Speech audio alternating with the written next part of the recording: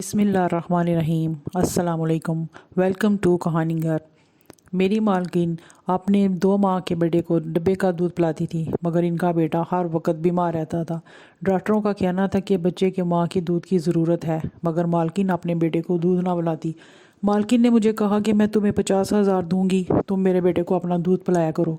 میں 50,000 کا سن کر مان گئی، مالکن کے بچے کو خوش ہو کر اپنا دودھ پلاتی، مگر جس وقت بھی دودھ پلاتی بڑے مالک میرے سر پر کھڑے رہتے اور بچے کو دیکھتے رہتے۔ مجھے بڑی شرم آتی، مگر میں انہیں کچھ نہ کہتی، کیونکہ مجھے 50,000 جو مل رہے تھے۔ ایک روز آدھی رات کو بچے کو دودھ پلانے گئی تو میرے تو ہوش ہی اڑ گئے۔ جب میرا نام روبی ہے، میرے شوہر کی تنخواہ بہت قلیل تھی، بمشکل ہی گھر کا گزارا ہو پاتا تھا۔ پھر اس پر میرا بیٹا جو بھی 8 ماہ کا تھا، اس کے پھٹے ہوئے کپڑے دیکھ کر مجھے رونا آ جاتا تھا۔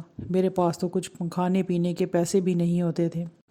ایک بار میری پڑوسی نے مجھے ایک ایسی بات کہی جسے سن کر میں سوچ میں پڑ گئی تھی، لیکن مجھے لگا شاید میرا شوہر مجھے اس بات کی اجازت نہ دے۔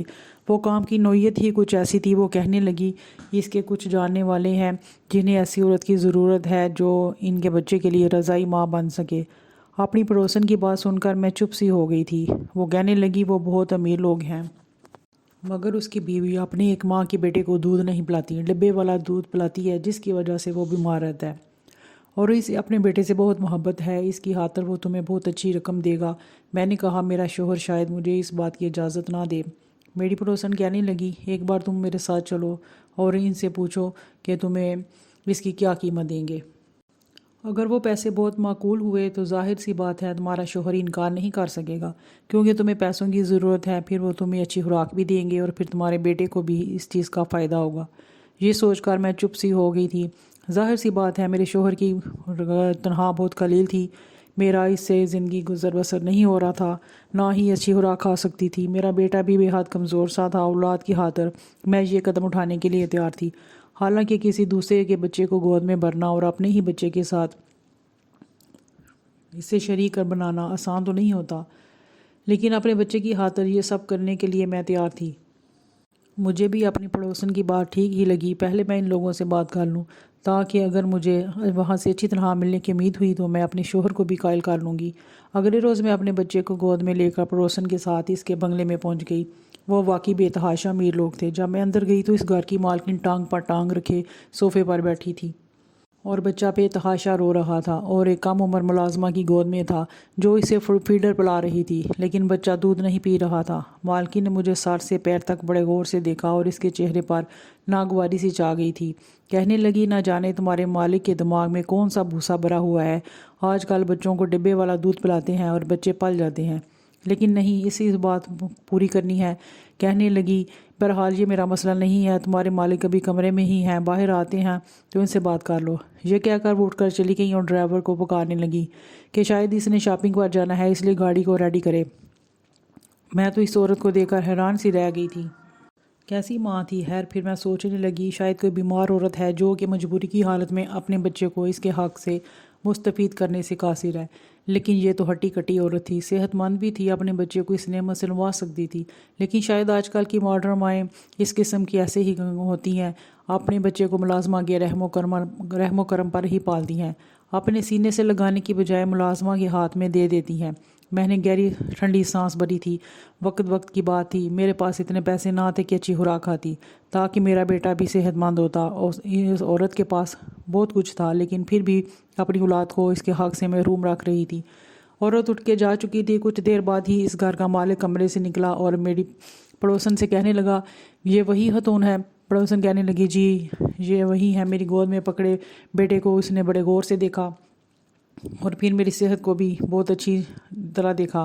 کہنے لگا کہ اس کی صحت تو بہت اچھی نہیں ہے، میں دبلی پتلی سی تھی۔ وہ کہنے لگا کہ انہیں تو خوراک کی اتنی خاصی ضرورت ہے، یہ بلا میرے بچے کو کیسے پال سکتی ہے؟ میں نے اس کی بات سنی اور کہا کہ روزی اللہ تعالیٰ کے ہاتھ میں ہوتی ہے، جس نے اپنے بچوں کی خوراک کا ذریعہ بنایا ہے تو طاقت بھی وہی دیتا ہے۔ میری بات سن کر اس نے بڑے غور سے مجھے دیکھا اور کہنے لگا، میرا بچہ بہت بیمار رہنے لگا ہے، لیکن کیونکہ اسے ڈبے والا دودھ موافق نہیں آیا، ڈاکٹر کہتا ہے کہ اس بچے کو ماں کے دودھ کی ضرورت ہے، اور میری بیوی کسی طور پر بھی راضی نہیں ہے کہ بچے کو اس کا حق دے۔ میں اپنے بیٹے کے لیے بہت پریشان رہتا ہوں۔ میں نے کہا کہ آپ مجھے کتنے پیسے دے سکتے ہیں؟ میرے سوال پر کہنے لگا، جتنے آپ چاہیں گی میں دوں گا، مجھے پیسے دینے میں کوئی قباحت نہیں، میں بس یہ چاہتا ہوں کہ میرا بچہ ٹھیک اور تندرست رہے۔ اس نے مجھے مہینے کا 50,000 کا کہا تھا۔ یہ سن کر میں حیرت سے میری آنکھیں پھٹی کی پھٹی رہ گئی، یہ میری ضرورت سے زیادہ تھی۔ جب میں نے اپنے شوہر کو بتایا تو پہلے تو وہ خاموش ہو گیا، لیکن تھوڑی سی پیش رفت کے بعد اس نے مجھے اجازت دے دی۔ اگلے روز جب میں اس بنگلے میں گئی تو مالکین گھر پر موجود نہیں تھی، لیکن گھر کا مالک موجود تھا۔ مجھے دیکھ کر اپنا بیٹا مجھے پکڑا دیا، کہنے لگا، آج آپ دن بھر یہیں رہنا پڑے گا، ہاں رات کو 10 بجے کے بعد آپ جا سکتی ہیں۔ میں اپنے بیٹے کو بھی ساتھ لائی تھی۔ میں ایک ملازمہ کے ہمراہ ایک کمرے میں چلی گئی۔ وہ کمرہ اس بچے کے لیے ہی خاص مخصوص تھا۔ وہ بچہ روئے جا رہا تھا، شاید بھوک کی شدت کی وجہ سے رو رہا تھا۔ میں نے اسے اپنے ساتھ لگا لیا، اسے چپ کروایا، لیکن اس بچے کو میری گود میں دیکھ کر میرا بیٹا بڑے غور سے مجھے دیکھ رہا تھا۔ میں اپنے بچے کے حق میں کسی اور کو شریک کر چکی تھی۔ میرا بیٹا بار بار میری طرف لپک کر گود میں آنے کی کوشش کر رہا تھا، لیکن اس وقت مالک کا بیٹا میری گود میں تھا۔ میں اسے دودھ پلا کر سلانے کی کوشش کر رہی تھی۔ میں نے اپنے بیٹے کے چہرے پر ایک عجیب سی بے چینی سی دیکھی تھی۔ کچھ ہی دیر میں مالک کا بیٹا سو چکا تھا، لیکن میرا بیٹا جب بھی میری جانب لپکتا میں مجبوراً اسے خود سے پیچھے ہٹانے کی کوشش کرتی۔ مجھے لگ رہا تھا جیسے ابھی ابھی میرا بیٹا رو دے گا، اس لیے میں نے اس بچے کے کھلونے اپنے بیٹے کے ارد گرد رکھ دیے۔ میرا بیٹا ان کھلونوں سے بہل سا گیا تھا۔ میں نے اس بچے کو سلایا اور بیڈ پر لٹا دیا۔ کمرے میں اے سی بھی آن تھا اور پھر میرے اپنے بچے کو بھی بھوک لگ رہی تھی، کچھ اس کا بھی سونے کا وقت تھا۔ میں اپنے بیٹے کو بھی سلا دیا، لیکن اب میں یہ سوچ رہی تھی کہ اپنے بیٹے کو لٹاؤں کہاں؟ بیڈ تو مالک کے بیٹے کے پاس ہے۔ پھر میں نے اپنے بیٹے کو سائیڈ پہ زمین پر لٹا دیا اور خود بھی اس کے برابر بیٹھ گئی۔ کچھ ہی دیر ہوئی تھی کہ کمرے کا دروازہ کھلا اور ایک ملازمہ کمرے میں داخل ہوئی۔ اس کے ہاتھ میں دودھ کا گلاس تھا، وہ اس نے مجھے تھما دیا۔ میں اسے حیرت سے دیکھنے لگی۔ مالک کہہ رہے ہیں کہ اسے تم پیو اور کچھ دیر کے بعد تمہیں پھل بھی لا کر دوں گی، وہ بھی سارے کا سارا تمہیں کھانا پڑے گا۔ یہ سن کر تو مجھے بہت حیرت ہوئی۔ میں نے کہا، میں یہ سب کیسے کھاؤں گی؟ وہ ملازمہ کہنے لگی، مالک کا حکم ہے، وہ کہہ رہے تھے کہ آپ خوراک اچھی کھائیں گی تبھی ان کا بیٹا بھی صحت مند رہے گا۔ یہ سن کر میں نے دودھ کا گلاس پی لیا۔ پورے 1 سال بعد میں نے دودھ کا پورا گلاس پیا تھا، ورنہ تو روز بس 2 گھونٹ دودھ 1 کپ چائے میں ڈال کر پتلی سی چائے بنا کر پینے کو ملتی تھی۔ نہ جانے کیوں آج میری آنکھوں سے آنسو بہہ رہے تھے۔ وقت بھی انسان کو کیسے کیسے موڑ دکھاتا ہے۔ کہاں میں ایک روٹی کو ترستی تھی اور یہاں میرے سامنے دنیا جہان کی ہر نعمت رکھی تھی، صرف اس مالک کے بچے کے بس 5 دن میں ہی میری صحت میں واضح فرق آنا شروع ہو گیا تھا۔ لیکن ایک چیز جو میں نے محسوس کی وہ یہ تھی کہ جب بھی میں مالک کے بیٹے کو کمرے میں لے کر جاتی، کچھ دیر بعد ہی مالک کسی نہ کسی بہانے سے کمرے میں آ جاتا، مجھے بڑی عجیب سی نظروں سے دیکھتا، مجھے الجھن سی محسوس ہوتی۔ میں فوراً اس کے بچے کو گود سے اتار دیتی۔ وہ مجھے اپنے بیٹے کے متعلق پوچھنے لگتا۔ مجھے اپنے مالک کی یہ حرکت بہت بری لگتی تھی، مگر وہ کمرے میں کیوں بلا جگہ آ جاتے ہیں؟ جب 4-5 دن یہی سلسلہ رہا تو پھر میں نے ایک دن ان سے کہہ ہی دیا، دیکھیں مجھے یوں اچھا نہیں لگتا، آپ بار بار کمرے میں کیوں آتے ہیں؟ میری بات پر اس کے ماتھے پر بل پڑ گئے تھے۔ کہنے لگا، سچی بات بتاؤں آپ کو؟ میں نے کہا، جی فرمائیے۔ وہ کہنے لگا، دیکھیں میں جو آپ کو کھانے پینے کے اتنے لوازمات پیش کرتا ہوں صرف اس لیے کرتا ہوں تاکہ میرا بچہ اچھی صحت کا مالک ہو۔ بس مجھے یہ وہم رہتا ہے کہ ہو سکتا ہے آپ میرے بیٹے کی بجائے اپنے بیٹے پر زیادہ توجہ دیتی ہوں گی۔ میں اگر پیسہ خرچ کر رہا ہوں تو اپنی اولاد کے لیے کر رہا ہوں۔ یہ سن کر تو میرا دماغ گھوم کر رہ گیا تھا۔ کیا سمجھتا تھا وہ مجھے کہ میں یہ بے ایمان ہوں؟ اس کا کھا پی کر اپنی بچے کو صحت مند کروں گی اور اس کے بیٹے کو پوچھوں گی بھی نہیں یا اسے بھوکا رکھوں گی۔ میں نے اسے کہا، صاحب میں غریب ضرور ہوں لیکن نمک حرام نہیں ہوں، اور آپ کو ایسے ہی شک ہے تو ٹھیک ہے، آپ کسی اور عورت کو رکھ لیں۔ یہ کہنے کے بعد میں نے اپنا بچہ گود میں اٹھایا اور باہر جانے لگی۔ وہ مجھے پیچھے سے پکارتا رہ گیا، لیکن میں 1 منٹ بھی وہاں نہیں رکی اور اپنے گھر آ گئی۔ میں غریب ضرور تھی لیکن بے ضمیر نہیں تھی۔ اتنی باتیں سننے کے بعد بھلا میں وہاں کیوں رکتی؟ میں اپنے بچے کا حق اس کے بیٹے کو دے رہی تھی، اس کا خیال بھی رکھتی تھی، جب تک وہ وہاں ہوتی اس کے بچے کو سنبھالتی تھی اور اپنے بچے کو اس کے کھلونوں سے بہلاتی رہتی، حالانکہ میرے بیٹے کا حق تھا کہ میں اسے توجہ دیتی۔ اسی رات مجھ پر ایک اور مصیبت ٹوٹ گئی۔ میرا شوہر واپس آ رہا تھا کہ راستے میں اس کا ایکسیڈنٹ ہو گیا۔ مجھے فون آیا اور کسی نے مجھے بتایا کہ میرے شوہر کا ایکسیڈنٹ ہو گیا ہے۔ یہ سننا ہی تھا کہ میں بے حد پریشان ہو گئی تھی۔ جب تک ہاسپٹل پہنچی میرا شوہر فوت ہو چکا تھا، وہ بری طرح زخمی ہوا تھا۔ جب مجھے ڈاکٹر نے آ کر بتایا کہ میرا شوہر اس دنیا میں نہیں رہا تو میں غش کھا کر گر چکی تھی۔ کبھی اپنے چند ماہ کے بچے کو دیکھتی تو کبھی اپنے شوہر کے مردہ وجود کو۔ میں پھوٹ پھوٹ کر رونے لگی تھی۔ کچھ سمجھ نہیں آ رہا تھا کیا کروں۔ ہمارے گھر میں لوگوں کا رش لگ چکا تھا۔ صبح ہوتے ہی میرے شوہر کی تدفین ہو گئی۔ وہ رات میں نے یوں ہی روتے روتے گزار دی تھی، جبکہ میرے بیٹے کو خبر بھی نہ تھی کہ اس کے والد کی وفات ہو چکی ہے۔ جو بھی مجھے اور میرے بچے کو دیکھتا یہی کہتا کہ تم اس جوان ہو، ابھی جوان ہو، اور اب یہ معصوم بچہ آگے کی زندگی کیسے کاٹے گا؟ تمہارا شوہر تو تمہیں اس جوانی میں ہی دنیا میں چھوڑ کر چلا گیا۔ لوگوں کے الفاظ مجھے مزید پریشان کر رہے تھے۔ میں شوق سے بیٹھی تھی جب اگلے روز گھر کے دروازے کے باہر ایک گاڑی آ کر رکی۔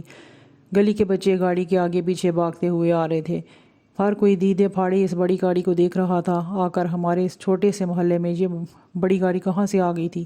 تبھی ہمارے گھر کا دروازہ کھلا اور مارک گھر میں داخل ہوئے۔ گاؤں کی عورتیں تو منہ کھولے ان کو دیکھنے لگیں، جبکہ مالک سب کو نظر انداز کرتے ہوئے میرے پاس آئے۔ حالات کی نزاکت کو انہیں اندازہ ہو چکا تھا۔ انہیں یہ بھی خبر ملی کہ میرے شوہر کی کل ہی وفات ہو چکی ہے، تو وہ مجھ سے تعزیت کرنے لگے۔ میں پھوٹ پھوٹ کر رونے لگی۔ تب مالک کہنے لگا، تم فکر مت کرو، دراصل میں تمہیں یہی بتانے آیا تھا کہ میرے بیٹے کی طبیعت بہت ہی خراب ہے۔ وہ تو اب ملازمہ کے پاس بھی چین سے نہیں رہتا، بس روتا ہی رہتا ہے۔ تمہاری گود کی اسے عادت ہو چکی ہے۔ مجھے تم سے یہی کہنا تھا کہ تم واپس آ جاؤ۔ میں اپنی غلطی پر معذرت خواہ ہوں، تمہارے ساتھ پھر کبھی بھی بدتمیزی نہیں کروں گا۔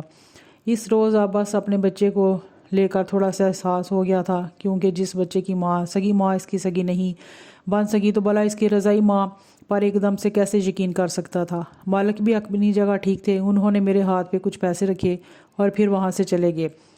میرے شوہر کی وفات ہو چکی تھی، مگر گھر کا راشن بھی ختم ہونے کو تھا۔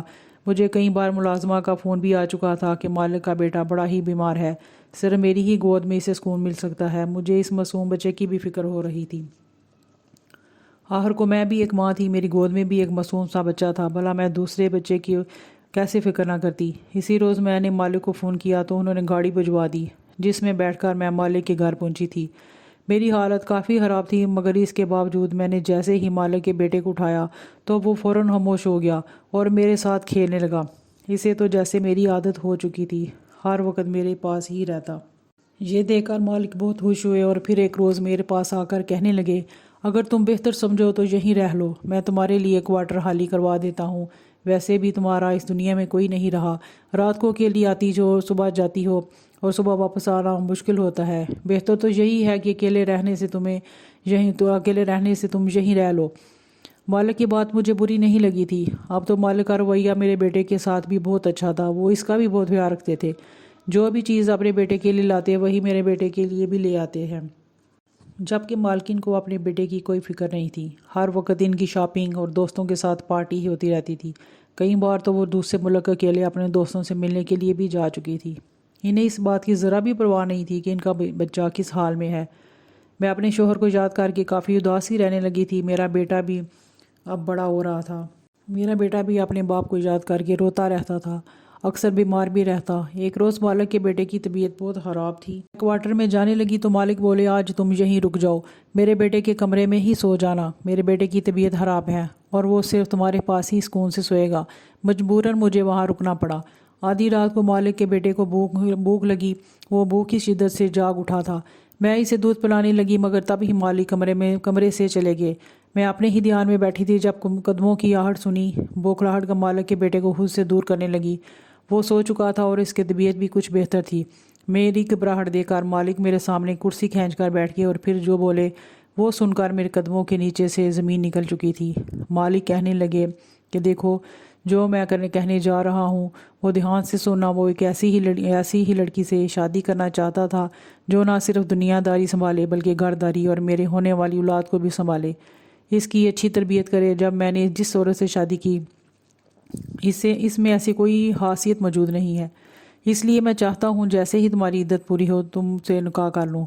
تم میرے بیٹے کا بہت اچھے سے خیال رکھتی ہو، میرا بچہ بھی تم سے گل مل چکا ہے، میں چاہتا ہوں کہ تمہیں اس کی ماں کا درجہ دے دوں۔ میں نے جب مالک کی یہ بات سنی تو میرا چہرہ حصر ہو چکا تھا۔ میں نے فوراً سے کہا کہ نہیں، مجھے صرف اپنے شوہر سے محبت ہے، میں ایسے کیسے آپ سے انکار کر سکتی ہوں؟ ابھی تو اس کے قبر کی مٹی بھی نہیں سوکھی۔ میں وہاں سے اٹھ کر واپس اپنے کوارٹر میں چلی گئی، مگر مالک کہنے لگے کہ تمہیں اس فیصلے کا پورا اختیار ہے، تم جو کہو گی میں وہی کروں گا۔ مالک کا رویہ میرے بیٹے کے ساتھ بھی بہت اچھا تھا، ان کی وجہ سے میرا بیٹا بھی آرام و سائش میں پل رہا تھا۔ میں نے بہت سوچا، جب اپنے بچے کے مستقبل کو دیکھا اور مالک کے بیٹے کو، تو مجبوراً مجھے فیصلہ کرنا پڑا کہ ہاں میں ایسا کر لوں گی۔ مگر مجھے مالکن کی طرف سے بڑی ہی بے چینی تھی۔ جیسے ہی میں نے مالک سے نکاح کے لیے ہاں کی تو مالکن یہ سن کر بڑک اٹھی تھی۔ انہوں نے اسی وقت اپنے شوہر کے چہرے پر ایک تھپڑ دے مارا اور کہا کہ تمہاری اتنی جرت کیسے ہوئی کہ ایک ملازمت سے شادی کر لی؟ مالکن کسی امیر باپ کی بگڑی ہوئی اولاد تھی اور مالک کو اپنا غلام سمجھتی تھی، مگر مالک نے انہیں کچھ نہ کہا اور 3 بار طلاق دے کر فارغ کر دیا۔ مالکن چیختی رہی، اس نے اپنے باپ کو فون کر دیا، مگر مالک بھی بہت غصے میں تھے، وہ کسی کی نہیں مان رہے تھے۔ کچھ دیر بعد ایک بڑی گاڑی آئی اور مالکن ہمیشہ کے لیے اس گھر سے چلی گئی تھی۔ ساتھ میں یہ دھمکی بھی دے گئی تھی کہ میں تم دونوں کو دیکھ لوں گی۔ اگلے روز مالک نے مجھ سے انکار کر لیا تھا۔ مالکن کو اس کا باپ ہمیشہ کے لیے امریکہ لے کر چلا گیا تھا اور ان کا قصہ بھی ختم ہو گیا تھا، مگر مجھے بڑا افسوس ہوا تھا کہ کاش مالکن اپنے بیٹے کو وقت دیتی، اس گھر کو گھر سمجھتی، مگر ان کی دوستیاں تو بہت سے لوگوں سے تھیں، ان کے پاس تو وقت ہی نہیں ہوتا تھا۔ اب کبھی کبھی مجھے لگتا کہ میں نے یہ فیصلہ کر کے غلط کیا ہے، مگر شادی کے بعد جب میں نے مالک کی محبت دیکھی تو میں خود کو خوش قسمت تصور کرنے لگی۔ شاید یہ سب کچھ میرے نصیب میں لکھا تھا۔ میرے بیٹے کو باپ کا پیار مل رہا تھا، وہی مالک کے بیٹے کو اس کی ماں مل گئی تھی۔ میں اپنے رب کی ذات کا شکر ادا کرنے لگی، اس نے کیسے ایک در سے باقی در کھولے تھے اور میری زندگی خوشیوں سے بھر گئی تھی۔ اگر آج کی کہانی آپ کو اچھی لگی ہے تو ہمارے چینل کو سبسکرائب کیجیے، لائک کیجیے اور شیئر کیجیے۔ ملتے ہیں اگلی کہانی میں۔